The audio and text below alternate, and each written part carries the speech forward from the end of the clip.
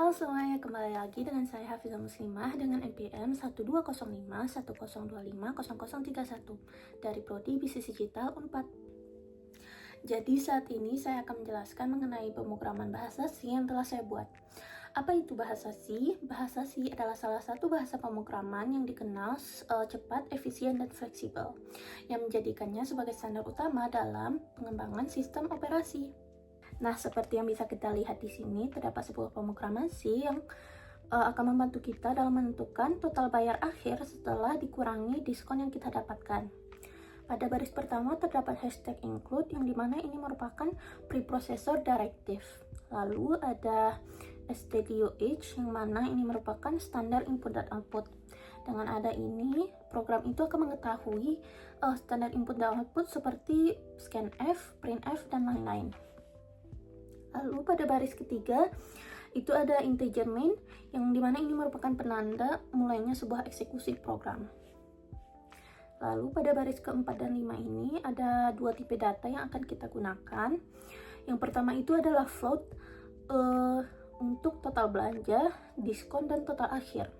Dimana kenapa kita menggunakan float?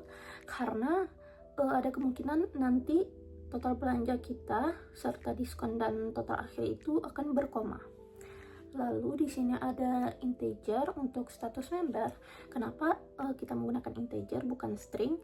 Karena kita akan menggunakan angka untuk menentukan status member kita nanti. Nah, di sini itu ada printf atau output, di mana nanti program akan mengeluarkan kata-kata masukkan total belanja kita. Nah, di sini kita akan memasukkan total belanja dan program akan men-scan dengan ada penanda ini %f, yang dimana ini penanda bahwa kita menggunakan float, karena tadi seperti yang saya bilang ada kemungkinan kita belanjanya itu ada berkoma, lalu ditandai dengan total belanja ini. Nah, pada baris ke-10 itu ada output lagi, di mana program akan menanyakan status member. Jika kita menjawab 1, maka kita menggunakan merupakan member. Jika kita menggunakan 0, maka kita bukan member. Lalu di sini program akan men-scan juga, tapi sekarang tipe datanya itu merupakan integer seperti yang ini tadi. Nah, lalu ditandai dengan status member. Nah, di sini baru ada if else atau else if, dimana pada baris ke-13 ini if status member kita 1, yang dimana merupakan if jika kita merupakan bagian dari member. Nah, ini ada kondisi lagi di dalamnya, karena ketika kita merupakan member, ada kemungkinan kita belanjanya di atas 500.000 atau di bawah 500.000. Jadi jika kita belanjanya di atas 500.000, maka kita mendapatkan diskon 15% atau 0,15, nanti langsung dikalikan dengan total belanja kita tadi. Lalu di sini kondisi lainnya, atau jika belanja kita di bawah 500.000, maka diskon yang kita dapatkan itu cuma 10%. Nah, di sini kondisi lain lagi ya, dimana kalau status member kita itu 0 atau kita bukan bagian dari member supermarketnya, maka kalau total belanja kita di atas 500.000 lagi, diskon yang kita dapatkan itu cuma 5%. Lalu di sini ada kondisi lain, dimana kalau misalnya total belanja kita itu di bawah 500.000 dan kita bukan member, maka kita tidak mendapatkan diskon sama sekali. Nah, baru ini ada rumus di mana total belanja kita tadi dikurangi dengan diskon yang telah kita dapatkan pada kondisi if else tadi. Nah, itu merupakan total akhir kita. Nah, baru di sini ada printf ya. Printf yang pada baris pertama ini ada struk belanja. Yang dimana ini bisa kita lihat itu ada garis miring N. Garis miring N ini itu untuk membantu program agar nanti pas output itu dia per baris, bukan satu baris panjang aja. Jadi di sini nanti yang keluar itu bakal 5 baris, bukan satu baris panjang gitu. Nah, pada baris pertama itu ada struk belanja, pada baris kedua ada total awal, yang dimana ini ada penanda lagi persen titik 2F. Kenapa ada titik 2 sedangkan tadi ini F aja ya? Jadi titik 2 ini untuk membantu program nanti kalau misalnya ada angka di belakang koma, nah yang di belakang koma itu cuma menggunakan 2 angka, jadi nggak lebih nggak kurang. Jadi kalau misalnya kita belanjanya 600.000, maka itu nanti yang keluarnya itu 600.000,00. Nah ini ditandai dengan total belanja tadi ya. Lalu output lagi pada baris ketiga status member. Nah status member ini ditandai dengan string sekarang, bukan D atau integer, karena sekarang itu yang akan keluar merupakan kata-kata, yaitu member atau bukan member.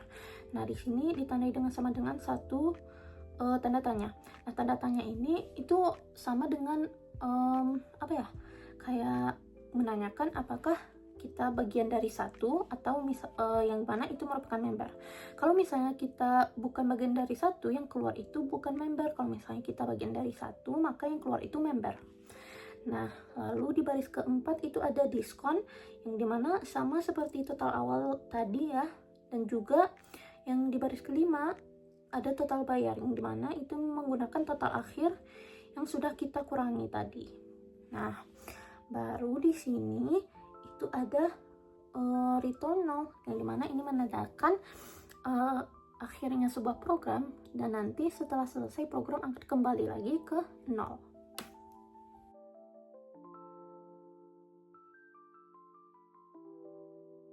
Nah sekarang untuk pemrograman yang kedua, itu program ini akan membantu kita dalam menentukan grade seorang siswa berdasarkan nilai yang mereka dapatkan.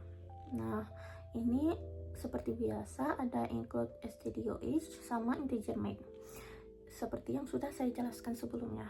Nah di baris keempat itu ada tipe data integer, karena di sini tentunya nilai kita itu nggak bakal ada koma ya, jadi cuma bilangan bulat.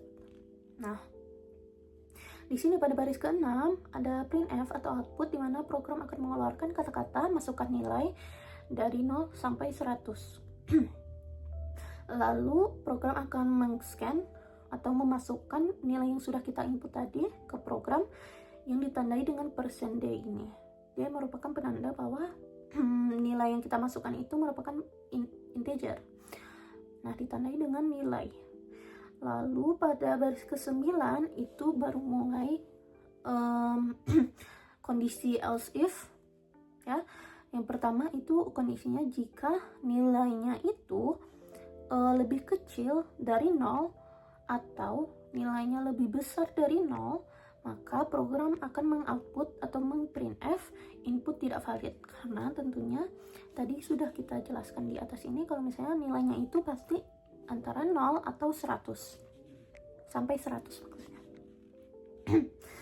Lalu ada kondisi else if, di mana jika nilainya itu di atas atau sama dengan 85. Jadi jika nilainya ini di atas atau sama dengan 85, maka output program itu akan mengoutput bahwa nilai yang didapatkan siswa itu merupakan grade A.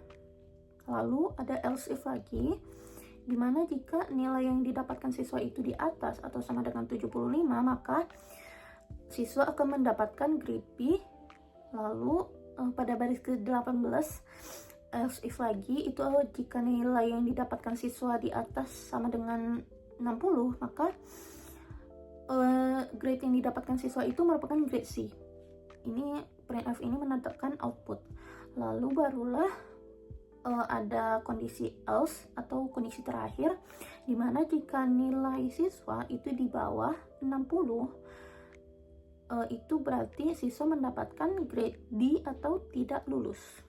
Barulah itu ada return null atau berhentinya sebuah program, lalu kembali lagi ke 0.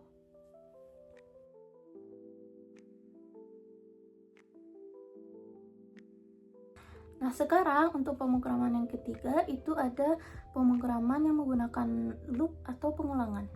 Di sini seperti biasa pada baris ke-1 dan ke-3 itu ada standar mulainya sebuah program ya.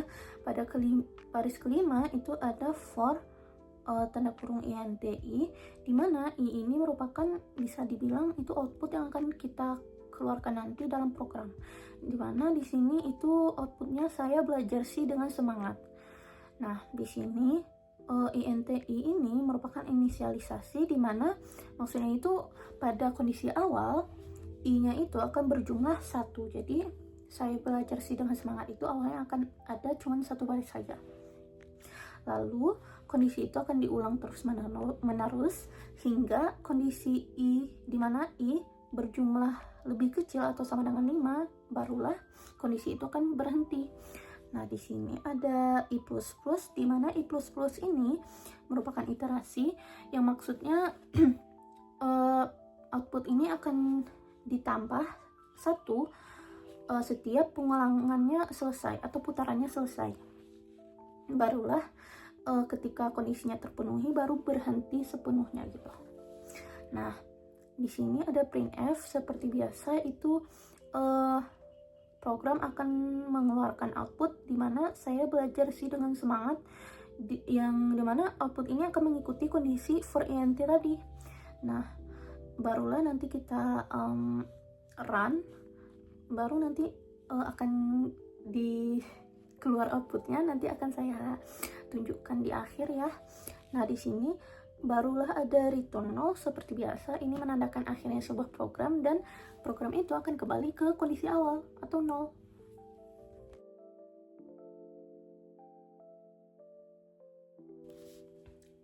Baiklah, sekian video dari saya hari ini. Mohon maaf jika banyak kata-kata yang salah. Terima kasih sudah menonton hingga akhir. Sampai jumpa lagi.